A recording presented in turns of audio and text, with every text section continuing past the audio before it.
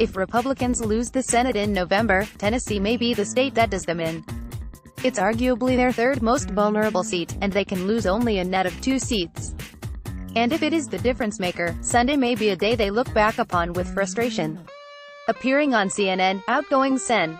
Bob Corker, R-Tenn, was asked about a Washington Post report that GOP campaign officials were upset he was saying too many nice things about the Democrat seeking to succeed him, former Governor Phil Bredesen.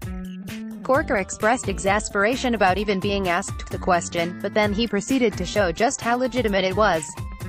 Corker wouldn't even say the name of the Republican seeking to replace him, Rep. Marsha Blackburn, and when pressed, he couldn't even find something nice to say about her personally. All he could muster was that she would vote for a Republican to lead the Senate, which is a pretty low bar.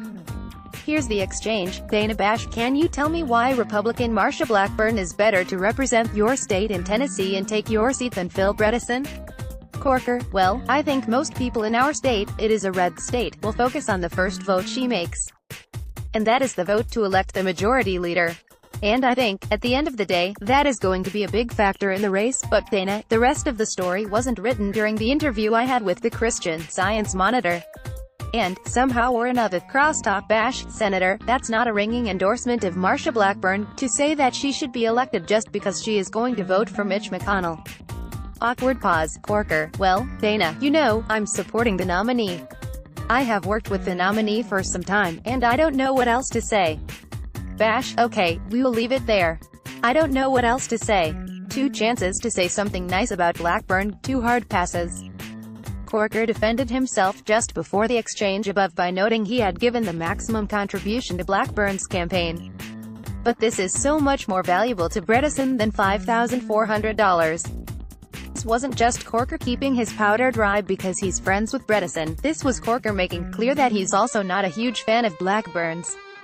And the fact that Corker couldn't find anything nice to say about Blackburn is a stark contrast to his having called Bredesen a very good mayor, a very good governor, a very good business person, just last week.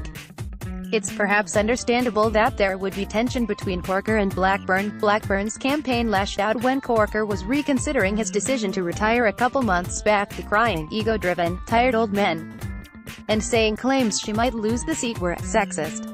But the tortured responses from Corker seem to be particularly valuable to Bredesen given how this race is shaping up. Bredesen was a very popular governor a while back, and the race is polling competitively. Yet Tennessee is a red state, and he's going to get hammered for his party affiliation. If conservative-leaning voters are going to vote for the blue side, they need to be convinced that Bredesen isn't going to be a down-the-line Democrat and that it is worth crossing over for him. A vote of confidence from the outgoing GOP senator should go a long way in making them believe that Bredesen would be independent, and now Corker is going a step further by suggesting that Blackburn isn't particularly great, either. No wonder GOP officials are pulling their hair out over this.